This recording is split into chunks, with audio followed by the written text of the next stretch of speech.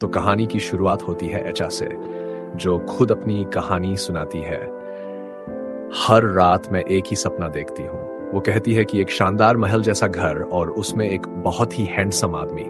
हर रात वो उसकी तरफ आता है और एचा को महसूस होता है जैसे वो उसी का हो। यही सपना नहीं, एक शैतानी सच्चाई भी थी। असल जिंदगी में भी कोई भयानक साया उसके साथ था, जिससे साफ था किसी शैतान के वश में है। रात को जब एचा की नींद खुलती है तो वो बहुत खुश थी क्योंकि उसका पति एरियल घर आ गया था, लेकिन उसे गुस्सा भी आ रहा था। तुम रोज लेट क्यों आते हो? वो कहती है, हर चीज अपनी जगह पर रखा करो। एरियल सब ठीक से रखता है, लेकिन तभी एक शैतानी हाथ हर चीज इधर उधर फेंक देता है। अब एचा को लगता है एरियल ही गड़बड़ कर रहा है और हो जाता है जोरदार झगड़ा। एरियल बिना खाना खाए गुस्से में घर छोड़कर चला जाता है। अगले दिन ऑफिस में एचा अपनी दोस्त से बात करती है, मुझे लगता है मेरा पति अब पहले जैसा नहीं रहा। तो दोस्त जवाब देती है, तू भी अब पहले जैसी नहीं रही। तू अब उसके लिए तैयार नहीं होती, ना ही प्यार से बात करती है। आज रात उसे इम्प्रेस कर, तैयार हो जा, प्यार से बात कर। उधर एरियल भी अपने सीनियर से बात करता है, मुझे लगता है एचा मुझसे खुश नहीं है। सीनियर सलाह देता है, प्यार से बात कर, सब ठीक हो जाएगा। अब रात होती है और कमाल हो जाता है। एचा आज बेहद प्यारी लग रही थी। एरियल भी उससे बेहद अच्छे से बात करता है और दोनों के बीच वो प्यार वापस आ जाता है। लेकिन पीछे एक भयानक शैतान उन्हें देख रहा था। रात को एचा सोती है और फिर वही सपना, वो हैंडसम आदमी अब गुस्से में था। तुम मेरी गिरफ्त से बाहर नहीं जा सकती। ये सुनते ही एचा की नींद खुल जाती है, डर के मारे पसीने पसीने। सपने में उस आदमी ने उसके पेट पर एक फूल रखा था और जब एचा उठी वही फूल उसकी बेड पर था और एरियल वहां नहीं था। वो नीचे जाती है, एरियल नाश्ता बना रहा था। दोनों ने एक दूसरे से माफी मांगी और कहा, नया जीवन शुरू करते हैं। लेकिन अब कहानी लेती है डरावना मोड़। जब एचा ऑफिस जाती है तो उसी तरह का फूल स्टोर रूम में पड़ा दिखता है। जब वो उठाने जाती है, कोई और हाथ उस फूल को पहले उठा लेता है। पीछे मुड़ती है और वही सपने वाला आदमी अब असल में सामने खड़ा था, तेजी से उसकी तरफ बढ़ रहा था। एचा को डर लगने लगता है, मुझे इससे डर क्यों लग रहा है? और जैसे ही एचा उसका आईना में अक्स देखती है, वो किसी शैतान जैसा दिखता है। एचा उल्टी कर देती है, खून और कीड़े। वॉशरूम में उसकी दोस्त भी आ जाती है, लेकिन एचा कुछ बोले बिना वहां से चली जाती है। शाम को एचा अपनी बहन से मिलती है और पता चलता है कि एचा को बच्चों से बहुत प्यार है, लेकिन अब तक उसकी कोई संतान नहीं हुई। डॉक्टर्स ने दवाइयां दी है। अब एचा एरियल से दवाइयां लाने को कहती है। जब एरियल को मैसेज मिलता है, वो देखता है कि उसकी खाली बिल्डिंग में एचा घूम रही है। एचा, वो आवाज लगाता है और एचा दौड़ने लगती है। वो भी दौड़ता है उसके पीछे और फिर होता है सबसे बड़ा डर। एचा की शक्ल अजीब, उसका पेट अचानक फूल जाता है।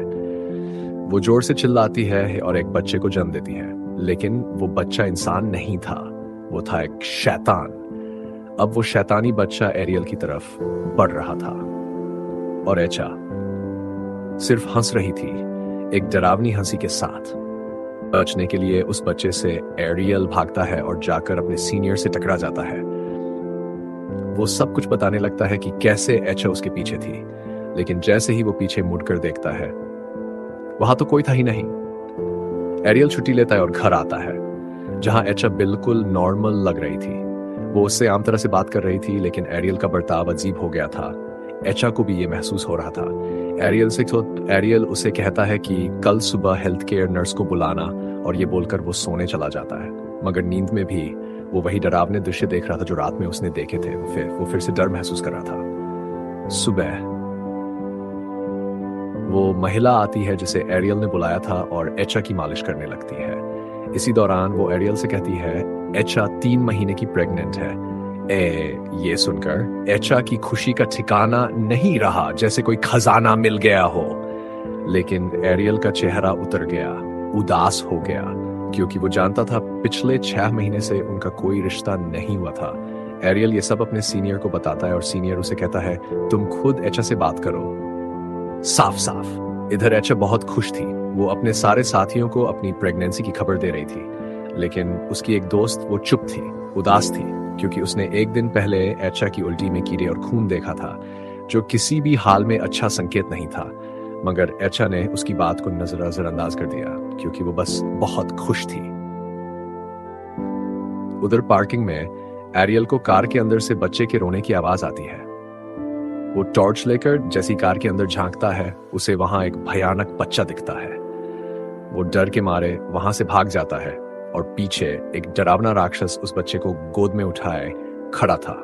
घर पहुंचकर एरियल एचा का फोन चेक करता है। उसे शक हो रहा था और उसे वहां एक लड़के की चैट मिलती है। जब वो एचा से पूछता है तो एचा कहती है वो मेरा बचपन का दोस्त है और अपनी बीवी से लड़ाई के बाद मुझसे बात कर रहा था, बस।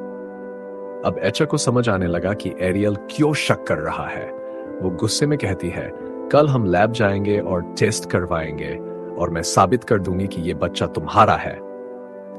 अगली सुबह दोनों हॉस्पिटल पहुंचते हैं। डॉक्टर चेक करता है और कहता है एचा प्रेग्नेंट नहीं है। अब ये क्या था? डॉक्टर कहता है जब कोई लड़की मां बनने की चाहत में पागल हो जाती है तो शरीर में ऐसे बदलाव आने लगते हैं कि उसे लगता है कि वो प्रेग्नेंट है। और वो हेल्थ केयर नर्स, उसने बस शरीर देखकर कह दिया कि वो प्रेग्नेंट है, जबकि ऐसा कुछ भी नहीं था। ये सुनकर एचा टूट जाती है और एरियल को बहुत दुख होता है कि उसने एचा पर शक किया। एचा अपने दोस्त से सब कुछ बताती है तो उसकी दोस्त कहती है तुम्हारे साथ जो हो रहा है वो ठीक नहीं है। इसलिए वो उसे लेकर अपनी गुरु ज़ैनी के पास जाती है।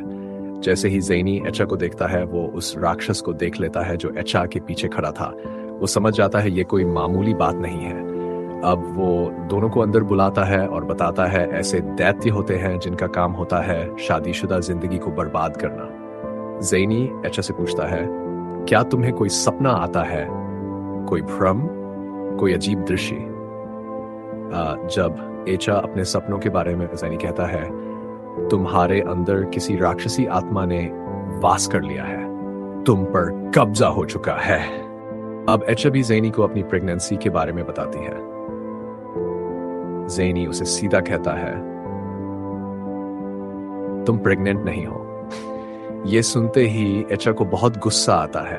उसकी हालत बहुत बिगड़ रही थी, इसलिए उसकी दोस्त उसके पास देर तक बैठती है जब तक वो सो नहीं जाती। उसके बाद वो दोस्त घर के लिए निकलती है। रास्ते में एक छोटा बिल्ली का बच्चा उसे दिखता है। वो उसे प्यार से उठाकर किनारे रख देती है ताकि कोई गाड़ी उसे कुचल ना दे। लेकिन तभी कुछ अजीब सा महसूस होता है। वो पीछे मुड़ती है और वहीं खड़ा था वही भयानक दैत्य जिससे बचाने के लिए वो एचा को ज़ैनी के पास लाई थी। वो दैत्य अब गुस्से में जल रहा था और गुस्से में आकर एचा की दोस्त को मार डालता है।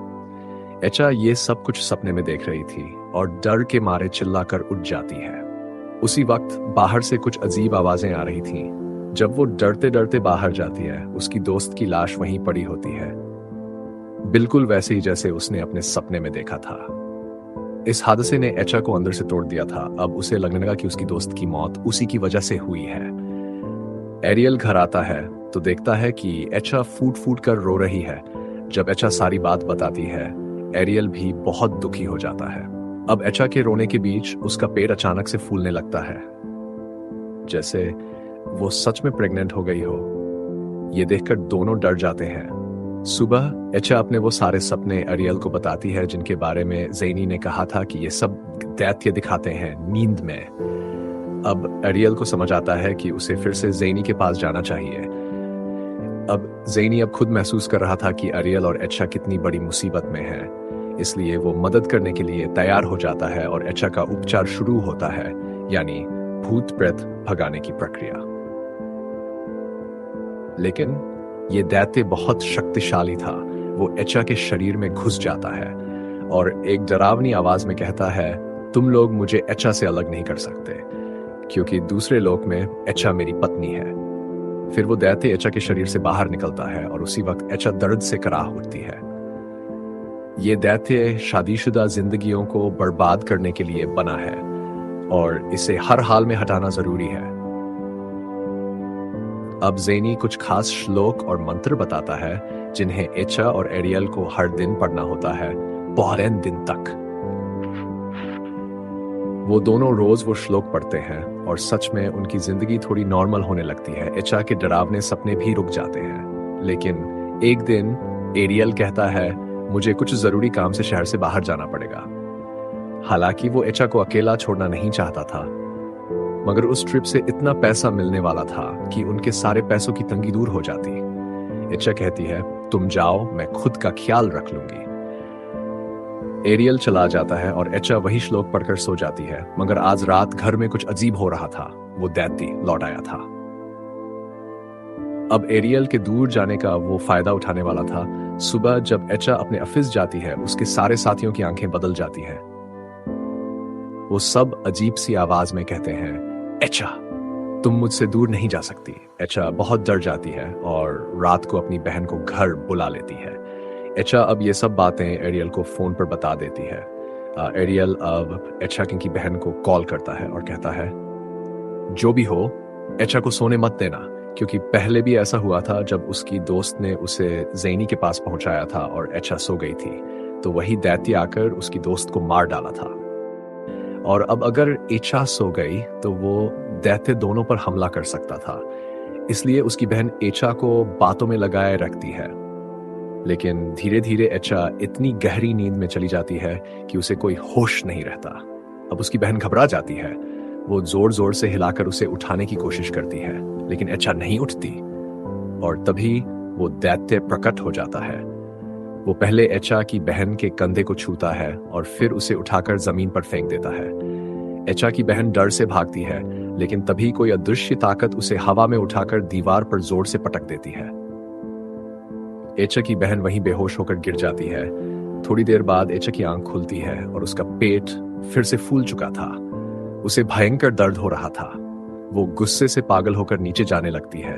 उसे ये भी नहीं दिखता कि उसकी बहन सीढ़ियों के पास बेहोश पड़ी है। एचा पागल होकर एक हैंगर उठाती है और उस बच्चे को अपने पेट से निकालने की कोशिश करती है, मगर नाकाम। वो असफल हो जाती है। इतने में एरियल आ जाता है। वो जल्दी से उसकी बहन को होश में लाता है और फिर तुरंत एचा को लेकर जाता है ज़ैनी के पास। ज़ैनी अब और भी लोगों को बुलाता है और यहां शुरू होती है एचा का भूत प्रेत उतारने की प्रक्रिया। बहुत सारे लोग दुआ पढ़ रहे होते हैं और इस दौरान एचा का सपना हमें दिखाया जाता है, जहां वो एक और दुनिया में थी, दैत्य की दुनिया में। वो दैत्य की दुनिया में भी इन लोगों की दुआएं सुन पा रही थी और उन्हीं दुआओं के सहारे वो वहां से बाहर निकलना चाहती थी। मगर तभी वो दैत्य उसके सामने आकर कहता है, तू मेरी दुनिया से बाहर नहीं जा सकती। एचा डर कर इधर उधर भागती है और ये देखकर दैत्य और भी गुस्से में आ जाता है। वो दौड़कर एचा को पीछे से पकड़ लेता है और जैसे ही वो उसे उस दुनिया में पकड़ता है, यहाँ असल दुनिया में एचा पूरी तरह से दैत्य के कब्जे में आ जाती है। एचा का बिस्तर हवा में उठने लगता है। उसकी आंखें लाल हो चुकी थी और वो दैत्य जैसी हंसी हंस रही थी। अब सभी लोग और जोर से दुआ पढ़ने लगते हैं, जिससे वो दैत्य दर्द महसूस करने लगता है। वो ज़ैनी को डराने की कोशिश करता है, मगर ज़ैनी ठस से दैत्य की पकड़ एचा पर ढीली होने लगती है और जैसे ही एचा और उसका बिस्तर नीचे आता है, एरियल उसके कान में वही दुआ पढ़ता है। और अब एचा अपने सपने में देखती है, एरियल कह रहा है, मैं तुम्हें चाहता हूं, वापस आ जाओ मेरे पास। अब एचा पूरी ताकत से उस दैत्य से अपने प्राण छुड़ाने की कोशिश करती है। उस दैत्य की दुनिया में भी वो लोगों की दुआएं सुन रही थी और जैसे ही वो भी उसी दुआ को पढ़ती है, दैत्य की दुनिया टूटने लगती है और असली दुनिया में एचा अब पूरी तरह से दैत्य के कब्जे से आजाद हो चुकी थी, काम कर चुकी थी। एरियल और उसकी बहन दोनों बहुत खुश थे। एचा अब पूरी तरह से 6 साल बाद का समय दिखाया जाता है, जहां एचा के 2 बच्चे हैं और उनकी जिंदगी अब पूरी तरह से नॉर्मल हो चुकी थी। बच्चे बाहर खेल रहे थे और उनकी मौसी एचा की बहन उन्हें लेने बाहर जाती है और तभी एक इंसान वहां खड़ा दिखता है, बिल्कुल रहस्यमयी, शांत, लेकिन उसकी आंखों में वही डरावना अंधेरा था। वो था वही दैत्य जो अब इंसानी रूप में था। बताया जाता है कि अब वो दैत्य एचा पर पूरा कब्जा नहीं कर सकता, लेकिन वो कहीं दूर भी नहीं गया है। और अंत में हमें दिखाई जाती है वो असली लड़की जिसकी ये कहानी थी। हमें पता चलता है ये कोई फिक्शन नहीं, ये एक सच्ची घटना पर आधारित फिल्म थी। और फिल्म का समापन होता है उस लड़की के इंटरव्यू के साथ, द एंड, या फिर एक नई शुरुआत।